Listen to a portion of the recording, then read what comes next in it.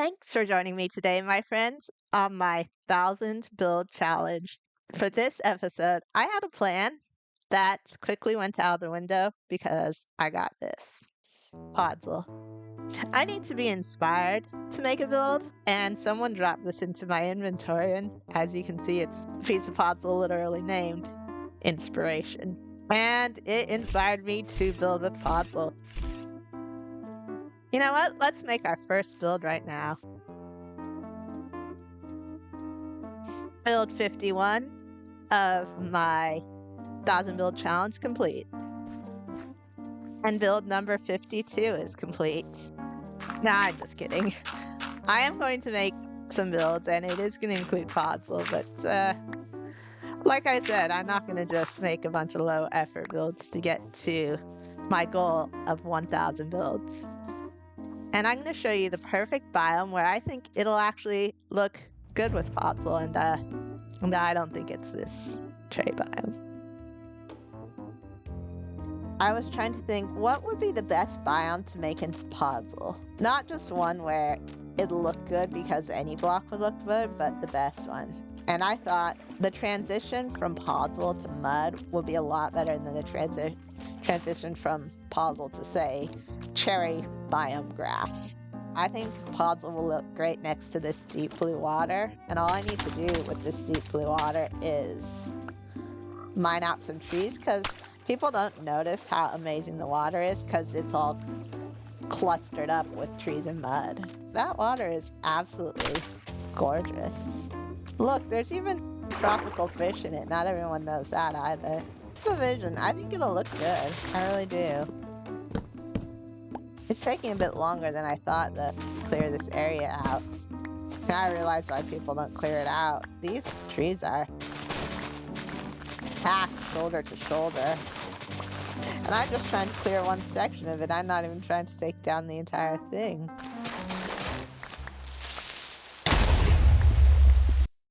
This tree. This tree. This tree.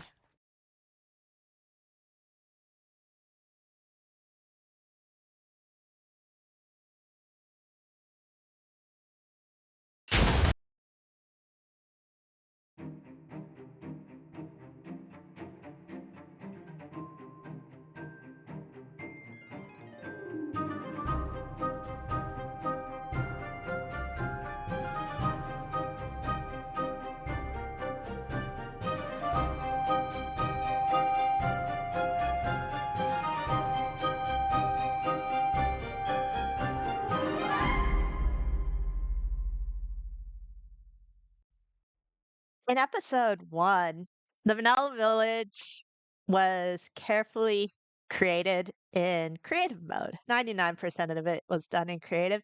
And then I took a schematic of it and built it in survival on the server I play on. This one is different though. I decided I wanted to change it up by doing this completely in survival. No plan, no designs. So all of this that I'm doing, I'm just winging it right on the spot. I'm trying to make the shapes look nice, and most of all, I'm trying to use plenty of Podzol. I'm even going to make some Podzol builds within the Podzol biome. I have one tip for if you want to make your builds look better. Choose the location carefully. Because Podzol in most places looks dull and dark, like next to the spruce grass where it usually is, it looks dull. But here it's the brightest thing. It's brighter than the mud. It's less muted than the tree, so it really gives the area fire. In other words, just choosing where to build can make one block look completely different. And I personally love it here.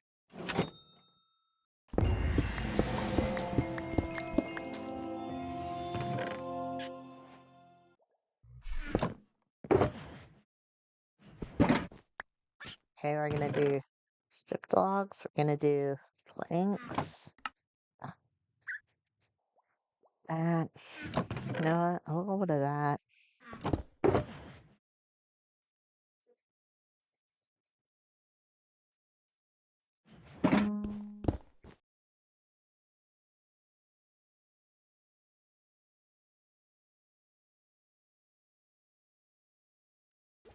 The guy who helped me blow up everything with TNT chummy disc gave me this idea, a Vietnamese stilt village. So that's what I'm going to do. There's a lot of things I liked about it when I looked it up. I like how many of them there are. I like how they look very utilitarian, not fancy at all. It's an idea I would have never thought up myself, so thank you.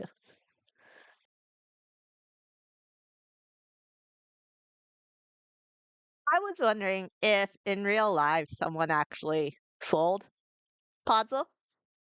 So I looked it up, and no one really sells Podzol, but there are some companies that say they can try to approximate soil mixes, blend custom soils, and that's how I came across the sponsor of today's videos, Organic Mechanic Soil.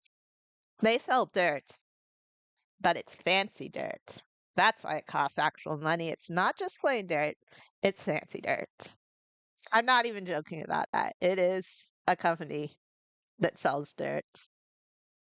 And I was joking about it being the sponsor. I just thought it was funny because look how nice the packages look. They're actually pretty cool looking. I think it's because once you open it, all you get is dirt. But back to Minecraft rather than fake sponsors. Right now, the build I'm doing is pretty square. The platform's going to be pretty square. It's just going to be a bunch of squares. And when that happens, when the shape is too simple, I like to make it look more interesting by blending up the blocks.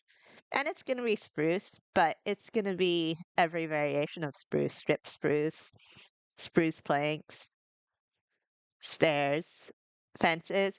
It really livens it up and can make a simple shape look more complex than it actually is.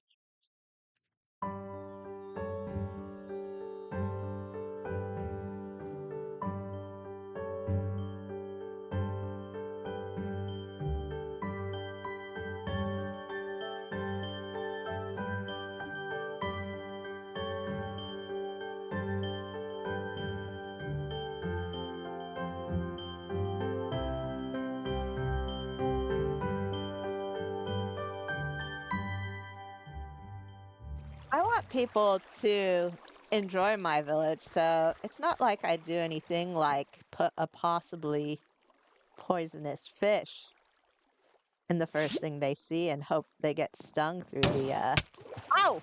Ow! Oh my gosh, a literal taste of my own medicine. In you go. I usually try to make builds look nice and even better with detailing, but I feel like these rustic brownish builds, I'm doing the detailing along with them.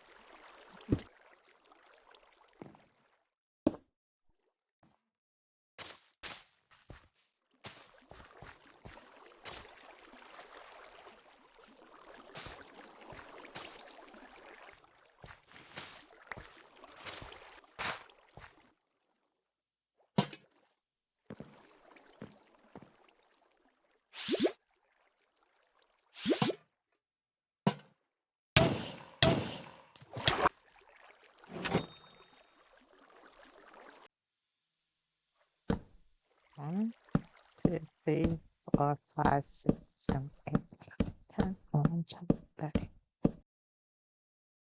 Okay.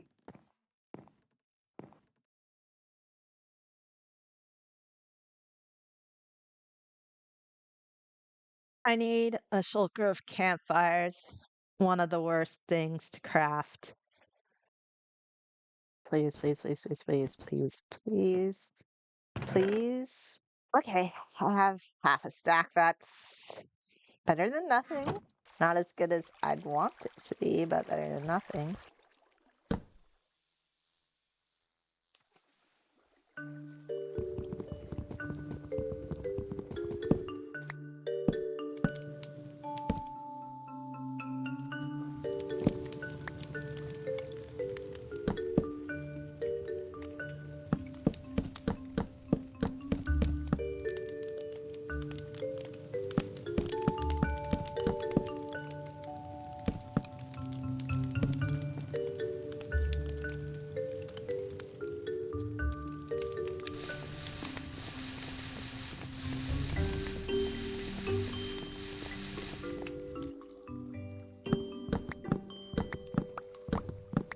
One of the things I hate crafting the worst, I'm probably gonna find some fishermen and use emeralds to get them, is fireplaces. I hate crafting those. They consume so many resources and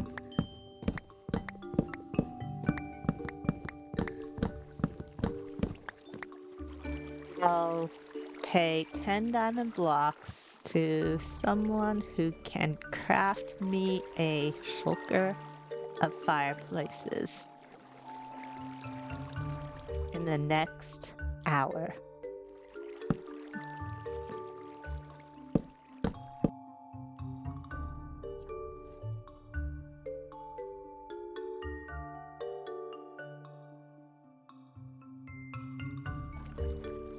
It's only been a couple minutes. There's no way he actually has a shulker of campfires, unless he already has one on him made already. It took me 2, 3 hours to make a full shulker because I had to start fortuning coal, had to go buy some logs. The amount of resources that goes into it is ridiculous. He thinks this is my base.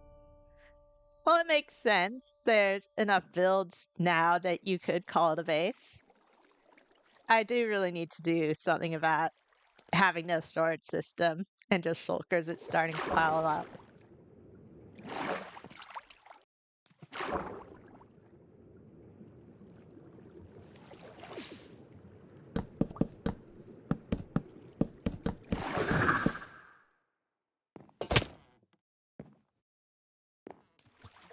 And look, the guy in chat who's trying to make me campfires is already asking if anyone sells coal.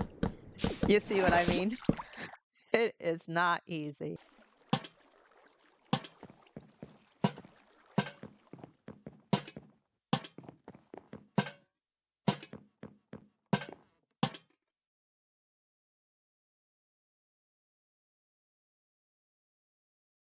Stealing campfires from Brock, now stealing campfires from Aber, and he thought I was going to give him the diamond blocks I promised. No, I'm just kidding. Here's the diamond blocks.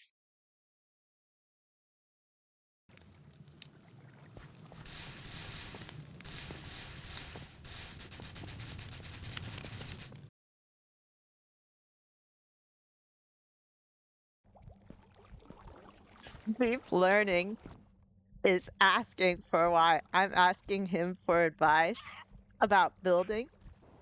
Let me show you why I asked deep learning for advice on terraining. This is one of his smaller mass terraining projects. This.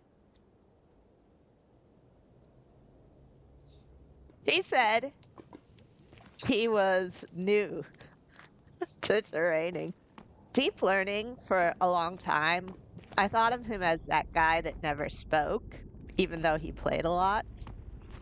And so eventually I asked him to show me one of his builds. And he takes me to a mastering project and I asked, do you have a bigger one?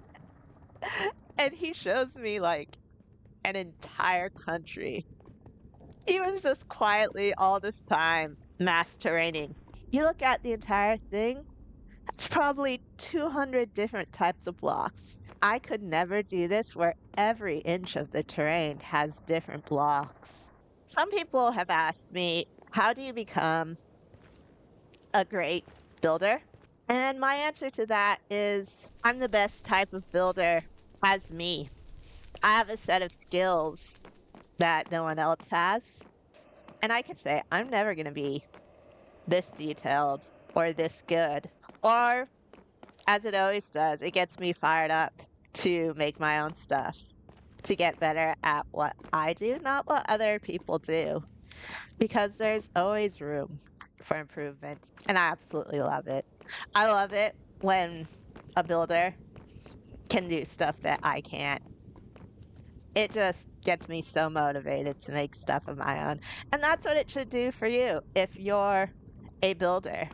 You should look at these things and not say, man, I can never get that good. Get good at being yourself, and you will be the best at being yourself. And all his stuff, none of it is schematic. He handles all this stuff, the crazy guy. We're going to make just a little, little barge at the end. I started out planning to make this a Vietnamese stilt village, but I kind of think of this as one of those traveling gypsy boats that sell a bunch of pots and pans and trinkets, if such a thing even exists. So from here on out, it might be more Vietnamese stilt village, or it might be something totally different. The single theme was fun while it lasted. Trying to get this baby villager chicken jockey in here. I'm gonna cure it. It's gonna be a villager who sells stuff. And if you're wondering, how did I get this chicken jockey? Well, maybe I made a chicken jockey farm. I thought chicken jockey was going to be the craziest thing in this swamp, but that's when I found something incredible. Can you see it? Yep, that's an overworld fossil. Fossils in the nether are a dime a dozen, but these ones are much rare. It doesn't really stand out right now, but I'm going to do something around it to make it really cool. I have something in mind, but if you have any ideas for how I should decorate it, just let me know. Anyway, I'll leave you on that mysterious note. This is just the beginning of this biome, and there's going to be some really crazy stuff next episode. We only got a few builds done, but I think you'll agree a biome being a single build is a pretty big one. And that's how it's going to be. Some small builds, some big builds, just all over the place as we complete this 1,000 build challenge. Thanks for watching.